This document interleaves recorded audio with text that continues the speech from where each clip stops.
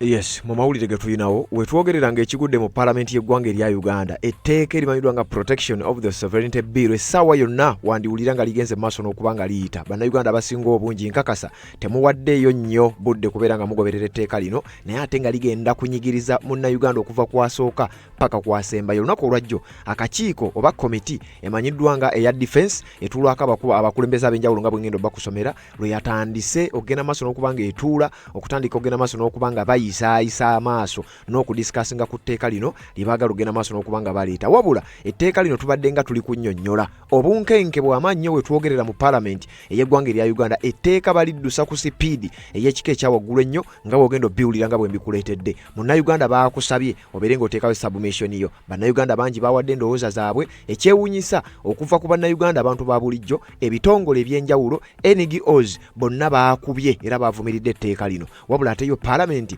bagamba bamalirivu okugenda maaso n'okuba nga baliisa on behalf of mukama waabwe amanyiddwa nga General Yoweri Kaguta Museveni. Wabula nga sina kutwala eyo waliwo wano kyenjagala omanye era waliwo kyenjagala ngende maaso n'okuba nga nkutegeeza kati eno nkuwa ndowooza yange. Munnayuganda yenna awulira ng'owagira omubaka wa Parliament gwe walonda okugenda maaso n'okuba nga alayira ate nga abadde akugamba alwanirira nkyukakyuka ekyamazima waliwo ebitagatta. Ngenda kuwa ebigambo bya Anita Among yatuuse okwewaana n'ategeeza ng'ategeeza abakulu bakamaabe nti Parliament ekisanja ekiwedde kino kiri mu kuggwako tetubadde na opposition. Mu bigambo bye mwennyini n'akiddamu n'ogwokubiri n'ababuuza ekyo mukiwulidde tetubadde na opposition. Era n'ategeeza nti kati olaba tetubadde na opposition mu Parliament y'e11 n'abawa assurance n'abagamba nti ate mu Parliament y'e12 ate kigenda kubeera kirala. Ono ye sipiika wa Parliament y'eggwanga erya Uganda yagumizza mukama we tetubadde na opposition kyovula nga buli kye twali twagala okuyisa kyayita. Kakati ate mweneddako tetugenda kubeera na opposition kubanga ate kweneddako nkugambye kigenda kubeera kirala. Eyatuuse n'okutegeeza twagala General Muhoozi ajje mu Parliament era mu bigambo bwedda byayogera nti era ebintu ebimu bye tugenda okukola tugenda kubikola kulwa General Muhoozi era mu bigambo binga bwenjagala obiwulire Anita Among yatuuse okutegeeza Parliament ejja temusuubira okufunayo ekintu kyonna ekya opposition era n'ategeeza ngenda kukola buli ekisoboka okulaba nga buli kye twagala okuyita kigenda maaso n'okuba nga kiyita. Naye teweerabira omubaka wo gwe walonze essaawa yonna agenda maaso n'okuba nga alayira era ng'ennaku z'omwezi 13 wakati w'ennaku z'omwezi nga 13 n'ennaku z'omwezi nga 15 ndowooza wiiki ziringa 2-3 ezisigaddeyo ababaka bano bagenda kubeera nga balayira. Anita Among yakugambye tewali opposition ebaddewo era bye tubadde twagala okuyisa biyise. Kakati ate mu Parliament y'e12 tewagenda kubeerawo yadde ekyefaananyiza opposition era bye tewaliwo kye twagala kuyisa kitagenda kuyita. Ebigambo bya Anita Among yabyogedde nga bwenjagala obiwulire nga sinaba kubanga neeyongerayo. When I love without fear or favor. And I am there, I will continue being there. I will spend whatever it takes to make sure that we get what we want to get. Soko uliriza wagambye I will make sure that we will get whatever we will want to get. Ajja kukola ekisoboka era ajja ku making sure nti buli kye baagala bajja genda maaso n'okuba nga bakifuna. Uliriza. And for the sake of MK. And for the sake of MK. Ayogera ku Muhoozi Kainerugaba. Just assure MK we will do whatever it takes. Just assure MK Muhoozi Kainerugaba we will do whatever it takes. Tujja kukola kyonna ekyetaagisa okulaba nga buli kye mwagala kiyite kijja genda maaso n'okuba nga kiyita. Ababaka bo bali mu kwetegeka kugenda maaso n'okuba nga bakuba ebirayiro. Mbu balwane nnyo mu Parliament era balwanyise okulaba nga ebintu bino tebigenda maaso na kubeera nga biyita nga bwe balwana ddi era nga bwe balemesa ddi kubanga Anita Among akugambye Parliament y'e11 eri mu kuggwako temubadde opposition. Kyokka ate mu Parliament eneddako ate yo kigenda kubeera kirala.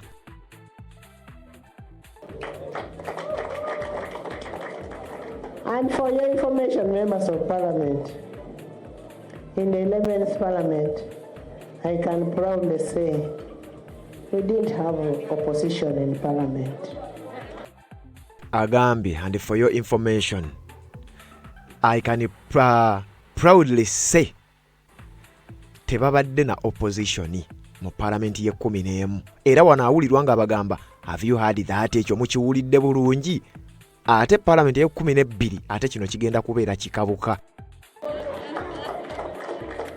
Have you heard that?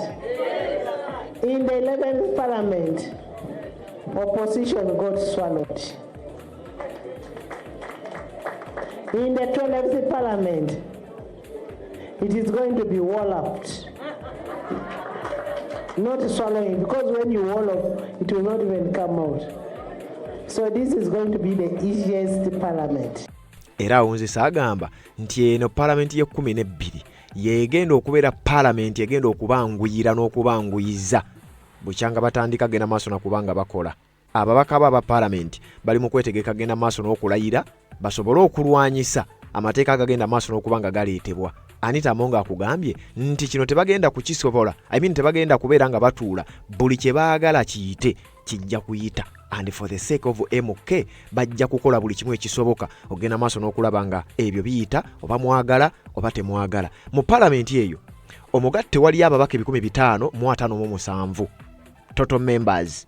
Kuliko ababaka 10 bano bakiikirira magye UPDF representatives babera indirectly elected ababaka 10. Wali ababaka 5 workers representatives abakiikirira abakozi. Wali ababaka 5 abakiikirira abaliko obulemu PWDs. Wali ababaka 5 abakiikirira abavubuka youth representatives. Then n'ababaka 5 abakiikirira abakadde older persons representatives. Ku babaka 10,555 kakati wuliriza kuliko ababaka 333 336 nga bano bava mu kibiina kya NRM. Kwaba 336 nja kutegeeza nti gattako bane 10 ogatteko 20. Kitegeeza ku 336 gattako ababaka 30 ababavubuka aba UPDF ababakadde ababakyala n'ababaliko obulemu. Kati bano kirizo bagaana bagenda kuba bali ku side NRM kweri. Gattaka ababaka enamba esinga aba independent kubanga wano bandaga independent ababaka bali 74 njogera ku Parliament ene wedde ababaka bali 74 aba independent. Naye nga 66 bagambibwa okuba nti bali NRM leaning. NUP ebaddeyo n'ababaka 57 officially naye nga jjukira ne kuba NUP kuliko abamanyiddwa ababalibwa nti bali 57 naye nga bampuuga babedi bwanika baani ate mumanyi side gye bagwa. FDC ebaddeyo n'ababaka 32 UPC ababaka 11 DP ababaka 9 Jema omubaka omwoyo asumani basalirwa epate waakyo PPP omubaka omu. Kakati ababaka abazze mu Parliament ene ye 12 ngenda bakusomera njja bakusomera bonna maaso awo bagenda maaso n'okubanga beeteekerateekera okulayira wakati w'ennaku z'omwezi nga 13 n'ennaku z'omwezi nga 15 omwezi ogujja ogwokutaano bagenda kubanga bakuba ebirayiro byabwe era bagenda kubeera ku Parliament bagende maaso n'okubanga balayira oluvannyuma bagende maaso n'okulonda sipiika process egende maaso. Anita Among ali laikire okubeera nga agenda kukomawo wabula akugambye bajja kukola ekisoboka kulwa MK okulaba nga buli kye baagala kiyite kigenda maaso n'okubanga kiyita. Kakati awo njagadde nkukoonewokko ababaka bo nga bagenda maaso n'okulayira etteeka erimanyiddwa nga Protection of the Sovereignty Bill abasinga obungi lyenkakasa nti mwalitegedde kye litegeeza ligenda maaso n'okubanga likubaganyizibwako ebirowoozo ku sipiidi ey'ekika ekyawaggulu etannaba kubanga erabwako ewantu wonna wabula nga ate ebyo tebinnaba kubanga bigenda maaso waliwo already eryayise. Ngenda kubulira etteeka eryayise nga lino lyo lyatandikiddewo era ng'ogenda kubiwulira kkiriza tusooke tugyewo akalango kano nga bulijjo tusobole okukulukuta mu nsonga eno awatali kitusumbuwa. Nsonga z'obufumbo olina omwami naye ng'akutawaanya olina omukyala ng'akutawaanya bajja ne bakwagalako ne bagenda gwe alina ebizibu mu byenfuna nga ssente zikuyita mu ngalo w'oteeka ssente zifa bufi b'owola tebazza gwe aloota ng'ogwa mu nnyanja gwe alumizibwa omutwe nga guganja okuwona naawe aloota ng'ebintu bikozesa ensonga z'obufumbo nina ekifo ku mugga awali amayinja wennyambulirako ebisiraani ekigwa ekifiiriza omudibo obutaganja obutaweebwa nzijanjaba abantu ab'enzikiriza zonna nsiŋŋaanibwa njeru ku lw'ejjinja gwanjagala kuba ku nnamba yange eyo naawe wali ewala ennyo yita ku WhatsApp. Yes, webale kubanga okyaliko yonna gy'osinzira okubanga gy'otulabira tanaba kubanga osubscribinga ku channel zaffe zino akkirira wansi awo olaba ekigambo subscribe okikwateko kwata kade ka notification obeera omu ku abo abasooka okumanya buli we tuba tutaddeyo nga tuvuddeyo sayidi eyo tuli mu Parliament era Parliament eno ey'e11 eri mu kuvaawo bali mu kugiyisisa oba bali mu kugikozesa okuyisa amateeka ku sipiidi ey'ekika ekya waggulu ennyo olunaku olwajjo oba ennaku nga ziizo eziyise wabaddewo amateeka gakwata ku misolo agali mugenda maaso agabadde gagenda maaso n'okubanga gadiscussingibwako era njagala okutegeeza gwagoberera agamu ku gano gaamaze dde okuba nga gaayise kyekiri Anita Among kyakugambye nti Parliament ewedde temubadde opposition baagimira baagiswalowinga kati ate ku mulundi guno Parliament y'e12 ate kigenda kubeera kikabuka for the sake of General MK. Kakati Parliament eno yayisizza dda amateeka era mu mateeka ge yayisizza gy'emisolo egigenda okuba nga gijjibwa ku ggwe nanga mpuliriza oba okolawa oba okola ki emisolo gino gy'amaze dda okuyita jjukira mu financial yeddako twakugambye nti General Yoweri Kaguta Museveni ne gavumenti ye balina omuwendo gwa ssente gwe baluubiridde okukuŋŋaanya mu bannayuganda nze naawe era kakati bino njagala okutegeeza nti byatandise dda pay as you earn ssente zigenda okusolozebwa ku bakadaama ssente ezigenda okubeera nga zijjibwa ku ttaka eritundibwa n'ebintu ebirala ebifaanana bwe bityo omusolo guno njagala okutegeeza gwamaze dda okubeera nga gwayisizza etteeka lino lyamaze dda okuba nga baaliyisizza tax amendment bill yamaze dda okubeera nga yayisiddwa kati balindiridde ekintu kimu ye General Yoweri Kaguta Museveni okugenda maaso n'okuba nga ateekako omukono bino bibeere nga bifuuse etteeka eribadde ebbago lifuuke etteeka era essaawa yonna ogenda kuwulira ekigenda okuba nga kiddako ekinaava mu y'ebiraka ogenda kukiwulira wuliriza. Leero Parliament eyisizza emisolo emirala wansi w'etteeka li Income Tax Amendment Bill 2026 nga mu misolo egiyisiddwa mwe mubadde n'omusolo oguggyibwa ku misaala gy'abakozi oguyitibwa peeyi abantu abatunda ettaka bakadaama n'emisolo emirala. The Income Tax Amendment Bill 2026 is seeking to amend the Income Tax Act. Parliament ekkiriziganyizza ne gavumenti ku ky'okujja omusolo gwa bitundu 30 ku buli 100 ku musaala oguweebwa abakozi kasita abanga omukozi afuna omusaala gwa $33 n'ekitundu okudda waggulu ekiyitibwa pay as you earn. After you have deducted the minimum for housing per month and then you look at food and then sending children to school, would 335 be fair? What salary does an ordinary Ugandan break even? It's about 700,000. Honorable Mehdi, you have a very, very good point, but that is a policy matter. That is why we suggested that. No, Because no. honestly, in our economy, someone who is earning 350,000 shouldn't be paying this tax. Parliament era egobye omusolo gavumenti gwebadde ereeta ku bintu ebimugamba ng'okutunda ettaka n'ekigendererwa eky'okukola ssente ng'ababaka bagamba si buli atunda ettaka nti aba anoonya ssente kwejalabya ng'abamu batunda ttaka lwa kumala bizibu ebimu. Non-business asset is not defined in the bill, leaving it to the wide interpretation. There is need to specify what a non-business asset is, other than defining it by way of exclusion from the business asset. Nti omunnayuganda yenna oba olina ekintu kyo ky'otunda nga si kya bizinesi gavumenti eyagala ejeebeere ng'ekuggyako omusolo oba olina ettaka lyewasikira ng'oli mu kulitunda nga neweriba nga si lya bizinesi nga gavumenti eyagala ekukyajinga omusolo era tulwanye fula Parliament minisita n'akkiriziganya n'amaliriza nga withdrawing ze clause eno. Wabula Parliament egaanye okuyisa ekirowoozo kya gavumenti eky'okujja omusolo ku musaala gw'abakadaama ne bankuba kyeyo ababaka nga bagamba abantu bano bayita mu bingi okufuna ssente zaabwe ate nga n'ebyokukolako balina bingi. Clause 18 of the bill seeks to provide for a new insertion of section 150A to provide that income derived by a resident individual from a foreign source shall be taxed at the same rate as that applies to the same type of income sourced in Uganda. Nti omwana yenna waabanga agenze ku kyeyo ng'okola obwa sukaali gavumenti eyagala ekutakisinge ti oba okola oli housemaid gavumenti eyagala ekuggyeko omusolo.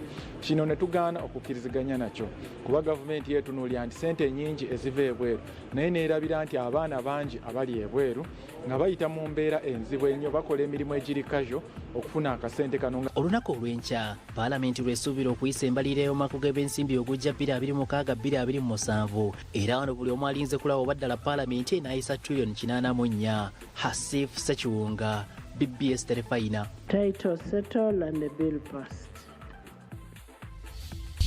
bill passed mu Parliament y'eggwanga erya Uganda. Kakati bw'obanga oli kadama etteeka omusolo ku ttaka eritundibwa ogwo eryetteeka baali basuuzizza oba ebbaga eyo baali basuuzizza ne litayita. Kakati olunaku lw'enkya lwe badde boogerako lwe lwaleero lwenkoze akatambi nga 24 Ogwokuna 2026. Era njagala okutegeeza nti Parliament y'eggwanga erya Uganda essaawa zino bali mu nteeseganya oba bali mu kulaba nga bakubaganya ebirowoozo ku protection of the sovereignty bill. Kakati gwe ng'oli okola bweru wa ggwanga ekigambo ky'owulidde bakozesa ekyakadaama newankubadde nga nze tekinnyumira.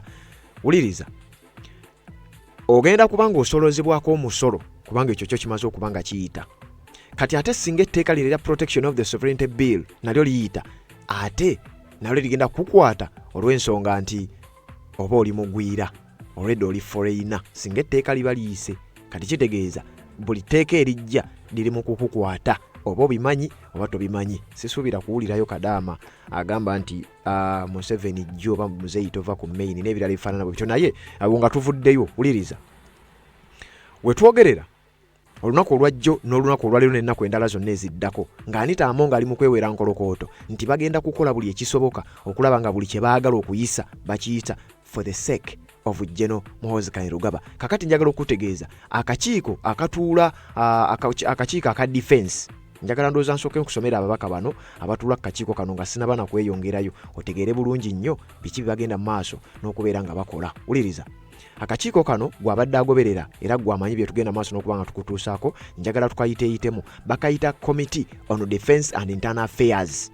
Be bali mugenda maaso n'okuba nga bakubaganya ebirowoozo era nga ne Attorney General Kiryowa Kiwanuka wamu ne Minisita omubeezi ow'ensonga z'omunda mu ggwanga General David Muhoozi baalabikiddeko mu kakiiko kano ne bagenda maaso n'okuba nga baprotecting oba nga bataasa n'okulungiya n'okwagazisa bannayuganda etteeka lino lye bali mugenda maaso n'okuba nga baleeta. Kati abatula ku kakiiko kano ndowooza be bano okuba bandaga since July 2024 to date.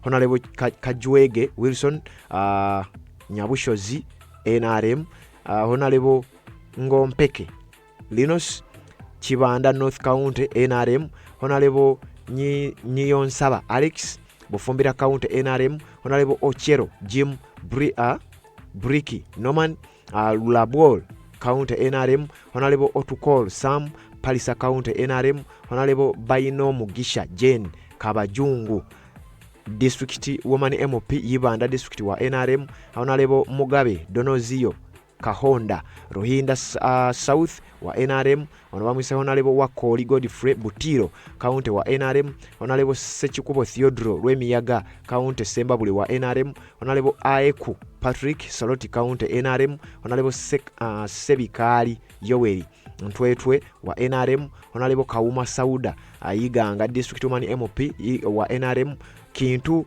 Brandon Alex Kagoma North County wa NRM, Honorable Choto Ibrahim Muruli Budiope West wa NRM, Honorable Nyeko Derek Machindye wa NUP, Honorable Chiwanuka Abdalla Mukono North wa NUP, Honorable Namboze Betty Bachireke Mukono Municipality wa NUP. Era bano be baliko aba NUP basatu bokka ate nga ne kuba NUP mumanyi Honorable Nyeko Derek ebibye nga bwe bitambula. Honorable Namanya Nabuth Rubabo County wa FDC, Honorable Okot Moses Junior Biteke Kiyoga County FDC, Honorable Oranya Gilbert Kirak South FDC, Honorable Lamwaka Margaret Chua East County Independent, Honorable Komol Emmanuel Dodoth West County Independent, Arinaitwe Rauben Isingiro West Independent, Honorable Museveni William Buwekula South Independent, ne Honorable Peter Erweru UPDF representative. Awo ndowooza otegedde bulungi nnyo akakiiko akali mugenda maaso n'okubanga katuula kakubaganya ebirowoozo ku nsonga ez'etteeka erya protection of the sovereignty bill. Naye nga ababaka nkugambye bali mugenda maaso n'okwetegeka okugenda maaso n'okubanga balayira. Bwe banaamala okulayira mbu bakugambye bagenda kulwanyisa amateeka agagenda maaso n'okubanga gayita. Kyokka nga ye Anita Among akugambye amateeka ajja kukola ekisoboka okulaba nga buli bano bye baagala bijja kugenda maaso n'okubanga biyita. When I love without fear or favor. And I am there. I will continue being there. I will spend whatever it takes to make sure that we get what we want to get. And for the sake of MK, just assure MK, we will do whatever it takes. And for your information, members of Parliament, in the 11th Parliament, I can proudly say we didn't have opposition in Parliament. Wawulidde agamba nti for the sake of MK nti tujja kukola buli ekyetaagisa teweerabire etteeka erigezaako kugenda maaso n'okuba nga lireetebwa era nga bwe waliwulidde mu ggwanga lya Zimbabwe nti pulezidenti abeere ng'alondebwa mu Parliament. Teweerabira ekintu ekyo nti kibadde nga w'ebbanga lyonna era teweewuunya nnyo nga y'ensonga lwaki Anita Among abadde ayogera ebigambo ebifaanana bwe bityo. Kakati abakulu bano bwe babadde mu kakiiko nga bababuuza akana n'akataano nga baprotecting oba nga bagezaako okulaba nga balwana nnyo bakola ekisoboka okulaba nga etteeka lino liyita ate ku sipiidi y'ekika ekya waggulu. Ebimu ku bibuuzo ebyababuuziddwa bwe tusoma etteeka lino okubajjukira nali bawadde abazze mu inbox nali bawadde mu walisomye ebbago eryo kakasa abasinga obungi mwabitegedde. Bwe tutunulira mu bbago lino ekigenda maaso n'okuba nga kibeera criminalized abangi kye basinga okugenda maaso n'okuba nga beebuuza lwaki mu criminalizinga ekikolwa lwaki mu criminalizinga ekya ssente okusinga ekikolwa nti bwe baba bannyonnyola etteeka lino ngenda kuwa obutambi buno obw'enjawulo ogenda biwulira nga bwe byabadde mu kakiiko. Kiryowa Kiwanuka ne David Muhoozi nga bali ku kaweefube n'okutuuyana batuuyana bagezaako konvinsinga n'okulaga munnayuganda obulungi bw'etteeka lino era baategeezezza nti tebali mu criminalizinga transaction wabula bacriminalizinga kikolwa nti kati kino kye ndi mu kukola ndi mu kuweereza ebigenda mu maaso ku tteeka eryo n'ebirala byonna ngera bwe tuzze tubikola nti kati bo tageti yaabwe eyabadde ababuuza nga bagezaako balaga tageti yandibadde ya bino byenjogera kubanga mu tteeka lino lyeriri mugenda maaso n'okuba nga lireetebwa bino byendi mu kugamba mba ndi mu kumenya mateeka era etteeka singa libadde lyayita olwaleero badde basobola okunkwata olwa bino byendi mu kukola kati byoli mu kulaba lyandibadde linkwata either bansibe emyaka 2 oba okusasula obuwumbi obubiri bwe sirina kati kitegeeza bwe liyita babadde bababuuza bigambo red zone byali mu kwogera bye mugezaako ku criminalizinga oba ekikolwa eky'okugjayo ssente singa anaaba asindikiddwayo akasente YouTube emuwaddeyo $5 ekyo mu kugezaako okukinnyonnyola ne bategeeza tebalina gwe baleetedde etteeka ndowooza ebigambo bino kambikuwa obyewulirire. Kiryowa Kiwanuka ng'agezaako okuprotectinga n'okulwana okulaba ng'etteeka lino mulyagala ate ku mpaka. About the minister giving permission for any additional payment. I think yes, 15. 15, no. Yes. Why don't I just proceed with my transaction normally, but with the duty to declare? I think you talk about 22. That's what I'm yes, being then told. you criminalize. A person or agent of foreigner shall not directly or indirectly obtain, solicit, or receive any financial support, donation, loan, or other assistance from a foreigner, whether in cash or in kind, in the excess of 20,000 currency points within a period of 12 months without the written approval of the minister. Jukira mu tteeka lino twakunnyonnyodde ne tukubuulira foreigner yaani. Foreigner ye gwe bazaala ekyaddondo, gwe bazaala ekyakatebe, gwe bazaala ebusiro, gwe bazaala ewwa naye ng'oli bweru wa ggwanga. Already etteeka lino likufudde foreigner. Kati minister ne attorney general bagezaako kunnyonnyola nti omuntu yenna kati nze bwe mbeera nga ddama lisuubi ogenda kunsindikirayo omutwalo oba mami wange omu ng'agenda kunsindikirayo omutwalo gwe sijja bagamba. Kitegeeza nina okusooka okugenda ewa minisita okweregisitalinga nti ndi agenti wa foreigner kyekisooka nti ndi agenti wo. Then minisita n'atunuulira biki bye ngenda okukozesa omutwalo ogwo, biki bye nkolagana ki gye nnina wakati wange ne mami wange ampeerezaayo omutwalo. Kati singa etteeka linaaba liyise, minisita ajja kumpandiikira ebbaluwa oba olukusa olunzikiriza nti ssente ezo muzimuwe. Kakati kye bagezaako okunnyonnyola wano nti lwaki baagala ekyo kibeere nga kitambula bwe kityo. Wuliriza bulungi nnyo then nzije nkwongereyo. You are saying that we are avoiding a situation where you literally criminalize transactions. You only criminalize activities. Other than seeking permission, let me transact, I declare, and if I am found not to have declared or even committed a crime, so be it, then you charge me. But the moment you say written permission. You're taking us back to Idi Amin. Yeah, and not necessarily that everything was bad.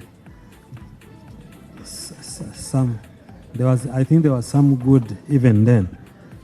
So, no, me, I'm telling you that those people who don't look at the past to try and figure out where they're going, even that experience was an experience that teaches us. And I think here what they are saying is that if you see, when you apply, you make the application for your registration as a foreign agent, and they are saying that in any given year, if you want to get money, you are a foreign agent.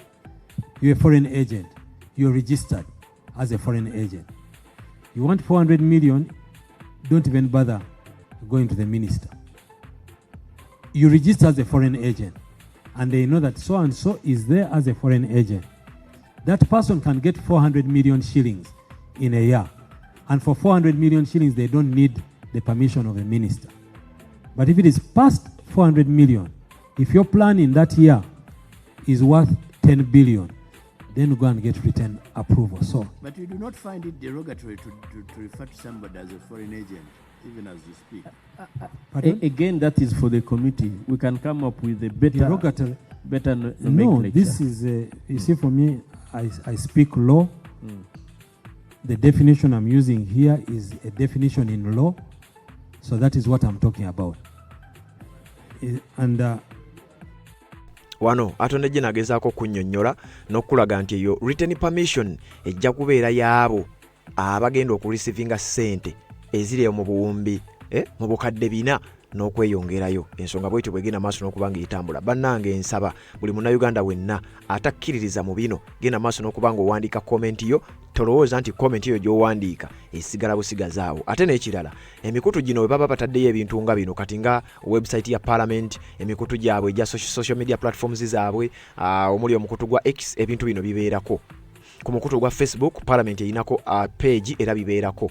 Ne ku YouTube, Parliament ku YouTube kuno erinako channel, YouTube channel nga bw'olaba ya Red Zone TV, kuliko Parliament of Uganda. Bannange mugendeyo mu commentinge era mulage nti ffe tetukkiriziganya na bino, ezo comments bazisoma nga naffe we tuzisoma wano ku Red Zone TV, ate ne tuzijjamu ekiramu, ate ne tuzongerayo. Nabo bazisoma kuba nabo abaddukanya emikutu egyo gwe gumu ku mirimu egibasasuza, kubeera nga bafuna ebirowoozo by'abantu okuva ku mikutu gyabwe. Ku X gye bali, ku TikTok gye bali, ku Facebook gye bali, ku Instagram gye bali, ku YouTube gye bali, na buli platform yonna gy'omanyi. So kakati tukatweyongereyo n'ebigambo bya Kiryowa Kiwanuka mu maaso awo ngenda kuwa n'ebigambo ebirala okuva mu minisita oyo gw'olaba amanyiddwa nga General David Muhoozi. Bagezaako okutematema n'okwagazisa n'okulowoozesa nti etteeka lino ddungi era osaanidde ogenda maaso n'okuba ng'olyaniriza.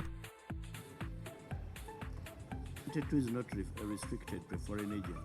That's what I'm reading. Saying a person or an agent of a foreigner or shall not directly or indirectly solicit financial support or other assistance from a foreigner, whether in cash or in kind, in excess of 20 currency points. Yeah, so even when I am not using, because this one now is divorced from 2. Yes. But even when it's not for purposes of 2, so I have no right to solicit except with the approval. Yes, so if you're soliciting for money from a foreigner, that's what the provision is saying. If you're soliciting for foreign support, past 400 million, get permission, get approval. No, his point is transaction and what if he actually goes on so that you don't curtail transaction, but he must declare. Well, I think... So that business doesn't come to stand still for purposes of seeking permission. This law, the exception should be for those who are under application. But 22 is not under 2. Okay. Now 22 is bringing in others 22 outside is not only foreigner or agent. No. Any person. No, commitment. If it is, if that is the clarification you went for purposes of 2.2, that we can do. That we can. Because this act, you see, and I think for me it's a drafting thing, because the application of this act, the application of this act in section 2, everything you read in this act should be read to apply to only this, because this is the application question. So you cannot talk about anything else other than this act only applies to this. So this is the application. So you can clarify it and make it better English and repeat it and say, as stated in as per the application of the law. But you see, this act applies to a person who is an agent of a foreigner. This act. So don't ask me, who has no dealings with a foreigner under this act. I have no business. Exactly. Now, 22 is saying a person or an agent of a So foreigner. a person still, a person. even the An person, agent, yes. even the A person as long as he's doing activities under 2.2. under 2.2, this it does not relate to my grandmother in the village who has no dealings with a foreigner. You cannot come. So your grandmother can solicit from a foreigner. My grandmother can solicit from a foreigner so long as they are not dealing doing activities under under 2.2. Okay. I think Yes, kakati wana abakulu kuliko kiryowa kiwanuka ne kubaako General David Muhoozi bagezaako kukulaga okusiigira ekifaananyi n'okunnyonnyola akakiiko ku biki ebigenda maaso n'okubanga ate bigenda maaso n'okubanga bikolebwa. Wabula mu bigambo byabwe bagenze maaso n'okunnyonnyola nga nkyali ku kiryowa kiwanuka oyo gwolaba ali mu Bugaalubindi ye Attorney General. Kati nga nkyagenda maaso n'okubanga nkuwa ebibye. Mu kunnyonnyola kwe yagizeemu n'ategeeza nti tetulina buzibu ku Munnayuganda ku receivinga ssente kuva bweru. Wabula ku conditions ki era mu kiwandiiko bwedda kyasoma kye ngenda okuwa mu katambi wano mu akatali kawanvu nnyo yabadde agezaako okunnyonnyola nti tetulina buzibu Munnayuganda kubeera nga receivinga ssente okuva ebweru naye tetwagala mu receivinga ssente nga babateereddewo obukwakkulizo kalica yaffeefe mbu ssente eziva ebweru ziviiriddeko kalica yaffe okufa ziviiriddeko eggwanga okuluzinga ebintu bingi nnyo sovereignty n'ebirala ebifaanana bwe bityo nti y'emu ku nsonga lwaki bagenda maaso n'okuba nga baleeta etteeka lino. Attorney General omukulu kiryowa kiwanuka ng'agenda maaso n'okuba nga asiiga akazigo ku protection of the sovereignty bill. Bannayuganda abamu benkakasa nti muligoberedde mulitegedde n'obubi bwaliyo bannayuganda bangi baligaanye naye abakulu bakyayinsistinga. Issue of FDI, colleagues, let us not, and I'm going to say this in a way which I'm looking for the best way to put it across. Uganda is poor. Uganda needs aid. Uganda must get aid in order for it to survive. Ulira ali mugamba nti tukimanyi Uganda njavu banansi beetaaga obuyambi, Uganda yeetaaga obuyambi okusobola okusurvivinga naye ulira wano waagambawo. And therefore we must take aid whatever the consequences are. Committee colleagues, we need to be careful. We must not receive money for whatever money we need because we are poor. Therefore, we get money to corrupt our morals, determine our destiny. That's what we are saying here.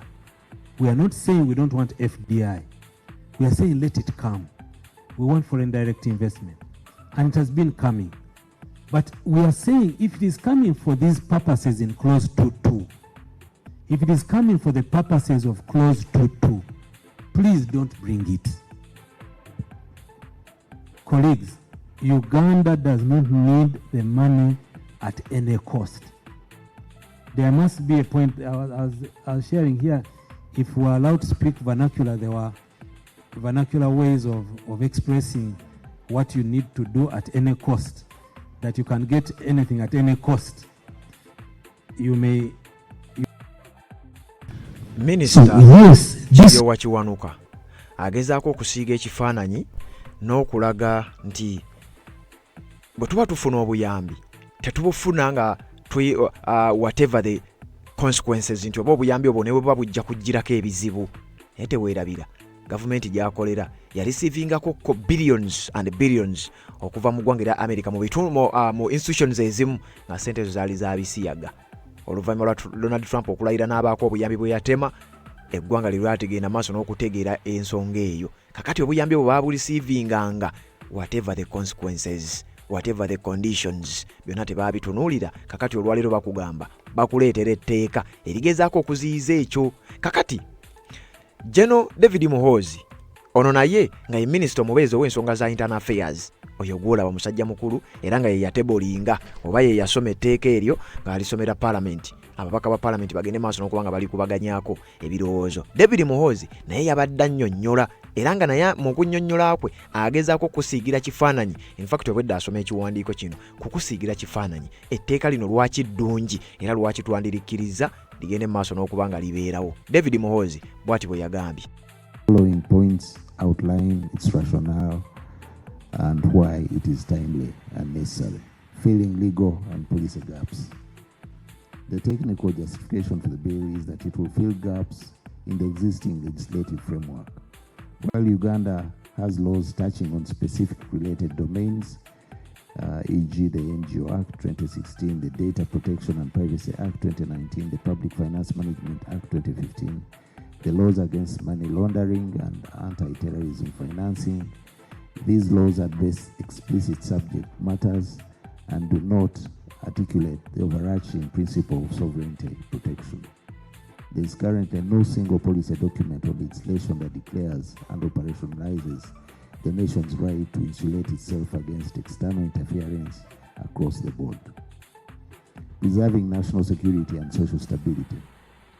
Unregulated external funding directly impacts national security, economic and social stability. The government has a duty to protect citizens from destabilization that can be orchestrated or amplified from abroad. Upholding self-determination in policy making. The bill is further justified by the principle that Uganda's policy choices and development path and laws should be determined by Ugandans in line with our country's values and needs. This principle is increasingly important given the instances of external pressure through aid conditionalities as well as unregulated non-budgetary support financial inflows into the country. While Uganda remains committed to international cooperation, it must affirm that core national decisions are not for sale. Similarly, Uganda affirms that any acts intended to impose foreign moral or ideological agendas will be resisted. Strengthening governance and accountability. A sovereign state must also be accountable to its citizens by putting in place regulation on agents of foreigners and foreign funding. The bill actually enhances good governance. It is a move to ensure that all actors on Ugandan soil, whether governmental or non-governmental, domestic or foreign funded, abide by the law and operate transparently. This is in line with the constitutional mandate that all public affairs be conducted with accountability.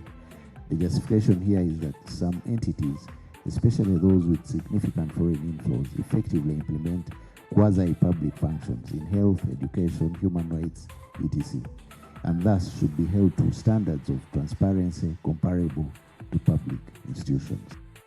Oyo ye General David Muhoozi ng'agezaako okunnyonnyola nti etteeka lino ligenda kuyambako nnyo okuzza kalica okutaba eggwanga lya Uganda nga kwegamba lifuna obwetwaze ndowooza lifuna kye bayita sovereignty, kwegamba lifuna obwannannyini ku ggwanga, naye ate ng'ekyo kirimu article 1 eya constitution y'eggwanga erya Uganda. Bannayuganda balina obuyinza ku ggwanga lyabwe era constitution ekyo ekyogera bulungi nnyo. Kakati ate wano kye kimu ku bye bakulembeza, naye ekisinga okwewuunyisa ababaka bangi ababadde bawuliddwako nga bakomplaininga era babadde bannyonnyola nti byonna by'owulira bagezaako okusiiga akazigo n'okuteeka mu bbago lino ate biri mu mateeka olwedda agaliwo, nga kitegeeza lino etteeka balireetera muntu omu.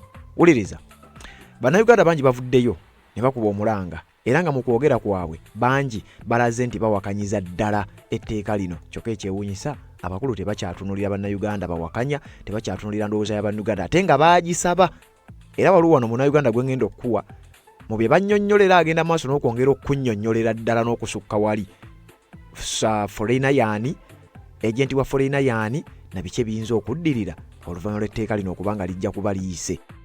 Brothers and sisters who are living abroad and who send us $2.5 billion as of last year. Per annum, $2.5 billion. Those are now categorized as foreigners. Okay? So this law makes you, by reason of an international relationship, be an agent of a foreigner. You'll be required to register with the Ministry of Internal Affairs as an agent of a foreigner. Before you get the kamane that has been sent to you, whether it's legal fees, whether it's payment of professional fees, whether it's the sustenance we're talking about, you'll be required to declare the source of the funds when you go to the bank to pick it up. That declaration will be a public document that anyone can go and check after, whenever, okay?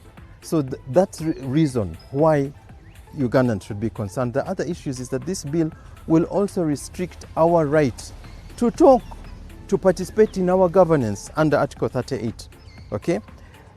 Unless you have permission, you're not going to be allowed to have a discussion like this after this law comes into effect, okay? We will not be allowed freedom of expression, of speech, of association regarding government policy.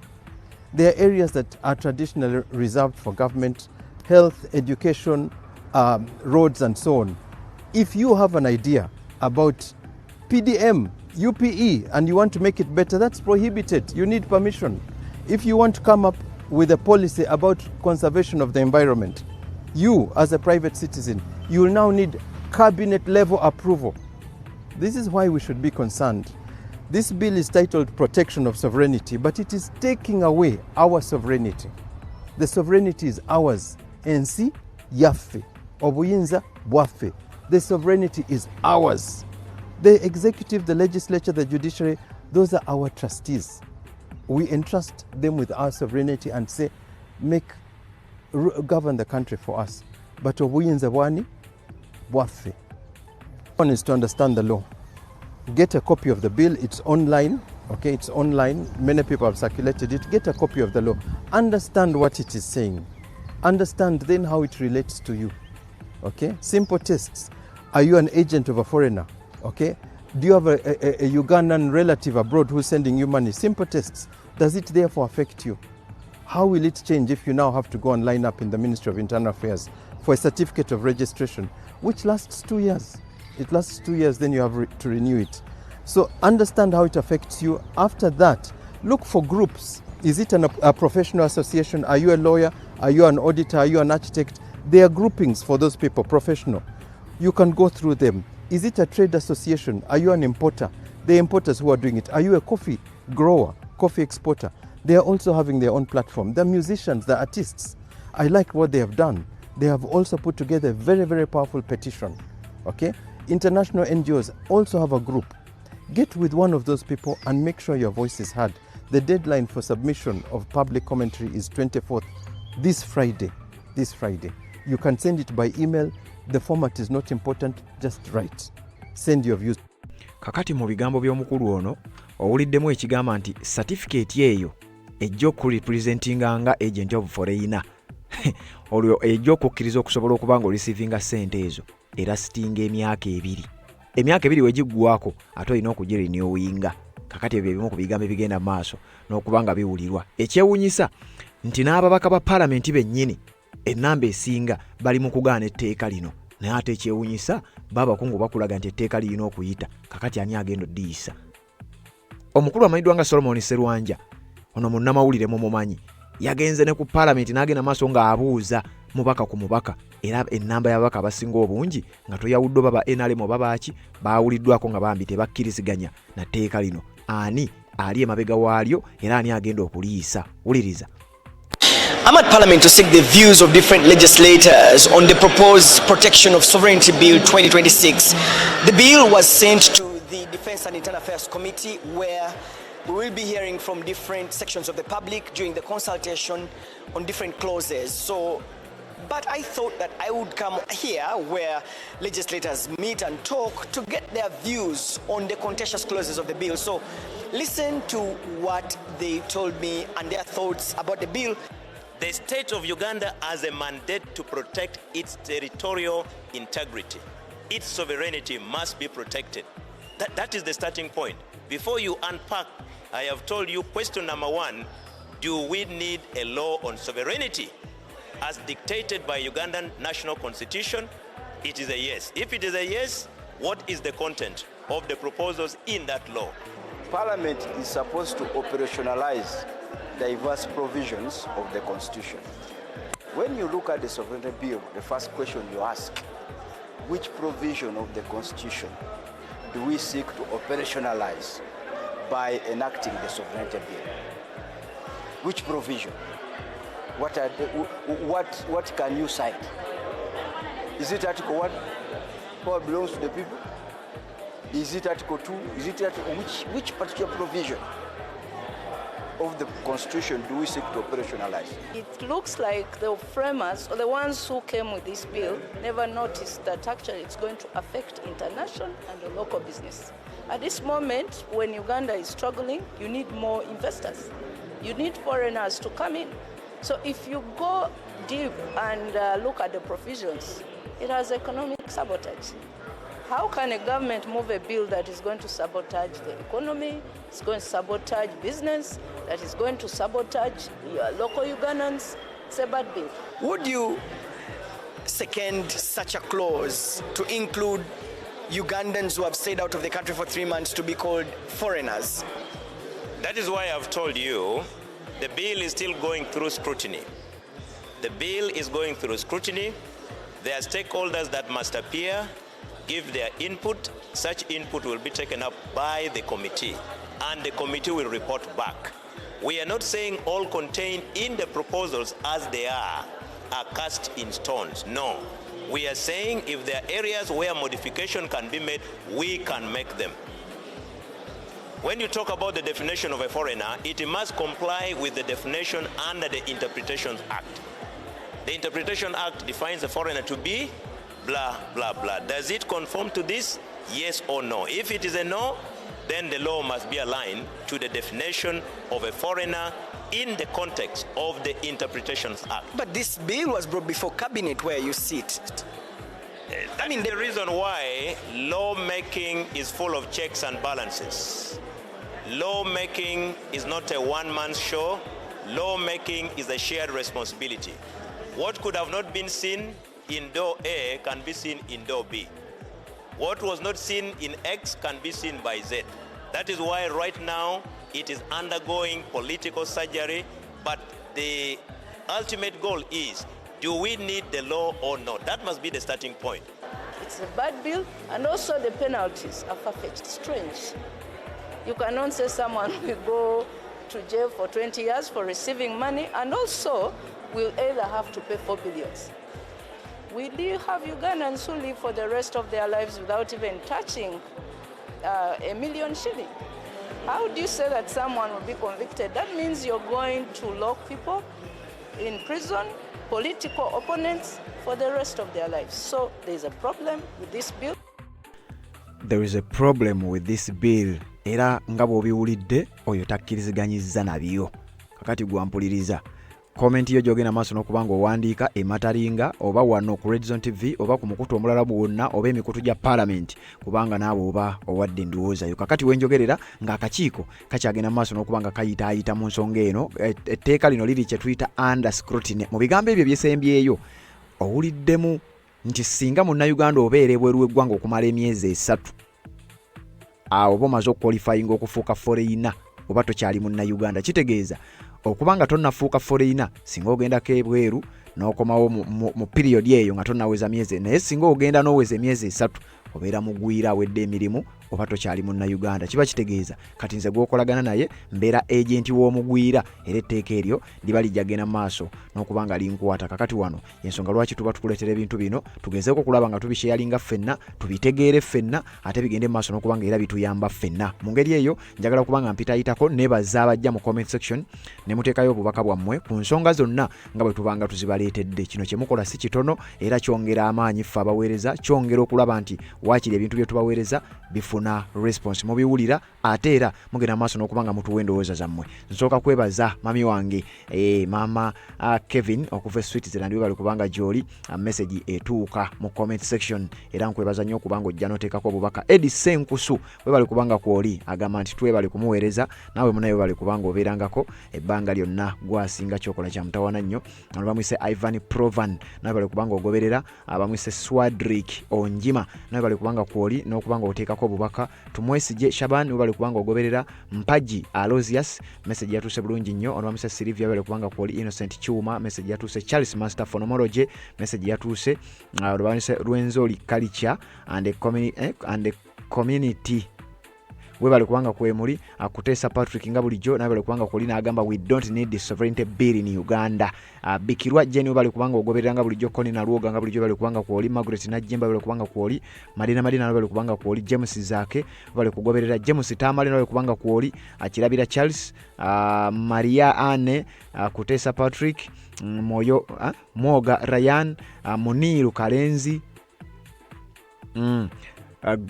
Musitu abale kubanga kwoli Brenda Bandobera Brian bale kubanga kwoli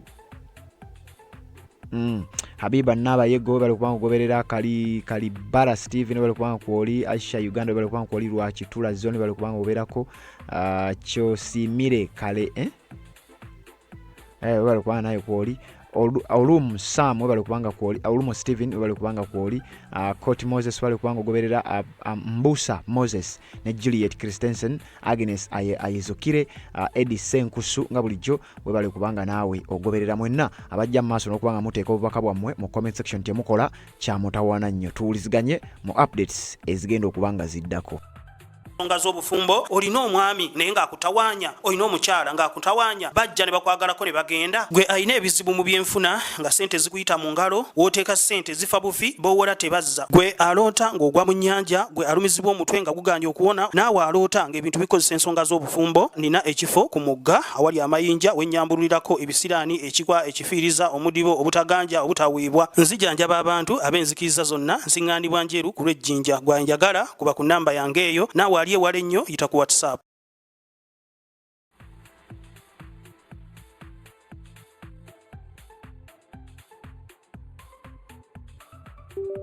Thank you.